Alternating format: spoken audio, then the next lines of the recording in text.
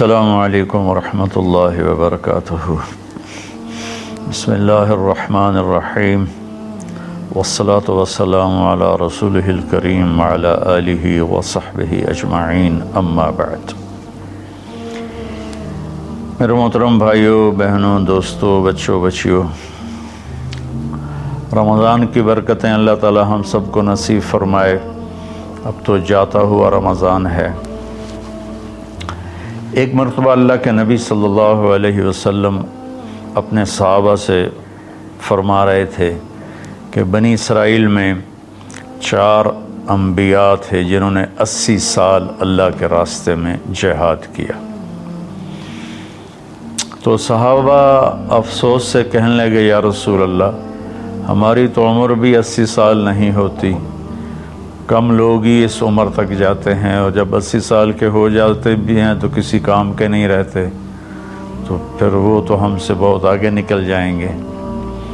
تو میں قربان جاؤں ان صحابہ پر جن کی دلداری کے لیے اللہ قرآن اتارتے تھے۔ سبحان اللہ۔ ایک واقعہ یاد آ گیا، ایک آیت آئی، لا یستوی القاعدون من المؤمنین والمجاہدون فی سبیل اللہ۔ یہ آیت آئی کہ گھر میں بیٹھنے والے اور جہاد کرنے والے برابر نہیں ہیں۔ جب آپ نے یہ آیت سنائی تو اس محفل میں ایک صحابی بیٹھے ہیں، عبداللہ بن ام مکتوم، وہ نابینا تھے۔ وہ کہنے لگے، یا رسول اللہ، میں تو جہاد کے قابل ہی نہیں ہوں، تو آپ کا رب کہہ رہا ہے کہ گھر میں بیٹھنے والے اور جہاد کرنے والے برابر نہیں، تو مجھے تو اندھا اللہ نے بنایا، تو میں اس نعمت سے محروم ہو گیا، تو میرے لیے کوئی گنجائش نہیں ہے۔ تو سبحان اللہ، جبریل دوبارہ واپس آئے ایک لفظ لے کر، پورا جملہ نہیں، صرف ایک لفظ۔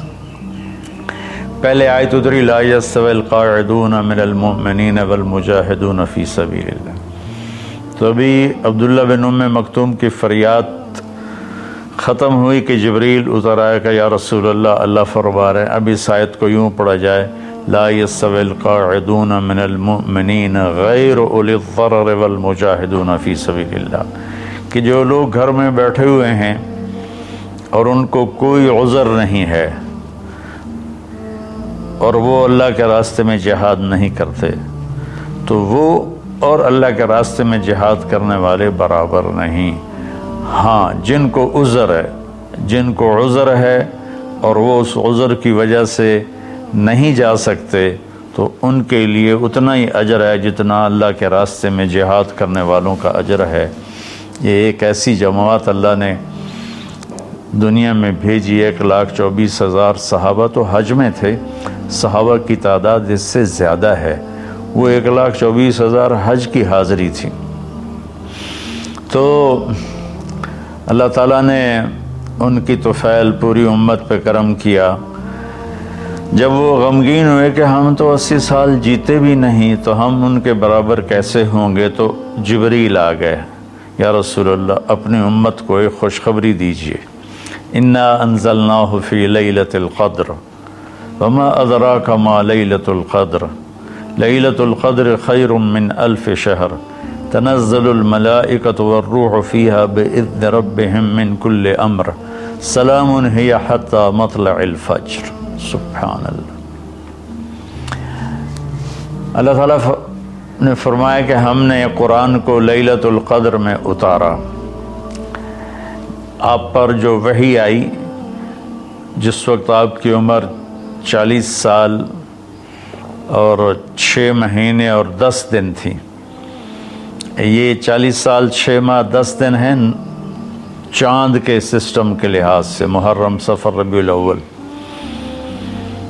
انگریزی مہینوں کے لحاظ سے آپ کی عمر اس سے بھی کم تھی۔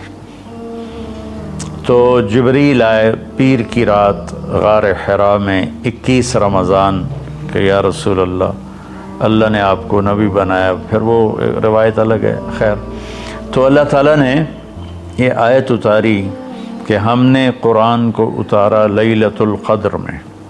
پھر اللہ کہتا ہے فما ادراک ما لیلۃ القدر، تمہیں کوئی خبر بھی ہے کہ لیلۃ القدر کیا ہے؟ پھر اللہ نے خود جواب دیا، لیلۃ القدر خیر من الف شہر، لیلۃ القدر 1 مہینوں کی بندگی سے زیادہ اجر رکھتی ہے۔ ایک رات عبادت کرو تو 1000 مہینوں سے اس کا اجر زیادہ ہے۔ 83 سال سے بھی اوپر چلا گیا۔ پھر اللہ نے دوبارہ فرمایا کہ لیلۃ القدر کیا ہے؟ تنزل الملائکۃ، اس میں فرشتے اترتے ہیں، والروح، جبریل اترتا ہے، فیہا من کل امر سلام ہی حتی مطلع الفجر، اور یہ فجر کی طلوع فجر تک یہ رات اپنی برکتوں کے ساتھ رہتی ہے۔ اب اللہ تعالیٰ نے لفظ قدر کے جتنے مطلب تھے نا، سب کا احاطہ کیا ہے اس چھوٹی سی صورت میں۔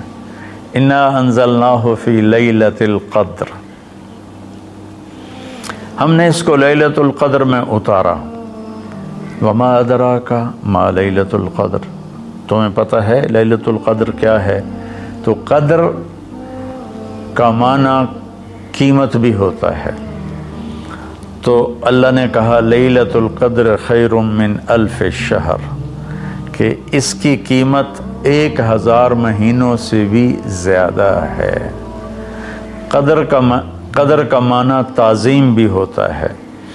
تو اللہ تعالیٰ نے اگلے میں یہ ارشاد فرمایا کہ یہ ایسی تعظیم والی رات ہے کہ جبریل بھی آتا ہے زمین پر اور فرشتے بھی آتے ہیں زمین پر۔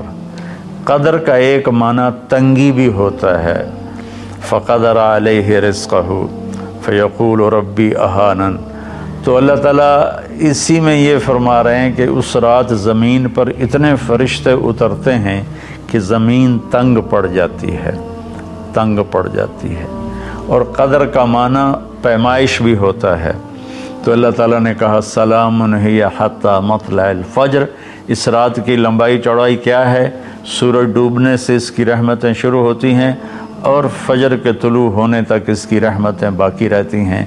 اس طرح قدر کے لفظ کے ہر معنی کو اللہ نے انتہائی خوبصورتی کے ساتھ اس چھوٹی سی صورت میں بیان فرمایا۔ تو اللہ تعالیٰ نے ہمیں اتنی ہمارے ساتھ مہربانی فرمائی کہ ہم اگر ایک رات جاگ لیں تو ہم 83 سال کی بندگی سے زیادہ اجر پا سکتے ہیں، لیکن اللہ نے اس کو چھپا دیا۔ 21، 23، 25، 27، 29 ان 5 راتوں میں چھپا دیا۔ اچھا، چھپایا کیوں؟ کہ اگر اللہ تعالیٰ بتا دیتے کہ فلاں رات ہے، اور اللہ کو تو پتہ تھا کہ آگے آنے والی امت غافل ہوگی، تو متعین ہونے کے بعد پھر کوئی غافل ہوتا، نافرمانی کرتا، کوئی برا کام کرتا تو پوری امت پر عذاب آ سکتا تھا۔ تو اللہ تعالیٰ نے اپنے فضل سے اسے چھپا دیا۔ ایک تو اس وجہ سے کہ معلوم ہونے کے بعد قدر نہ کریں تو پکڑ آئے گی، دوسرا اس طرح کہ ہمیں 5 راتیں جاگنے کا موقع مل جاتا ہے کہ شاید یہ رات ہو، شاید یہ رات ہو۔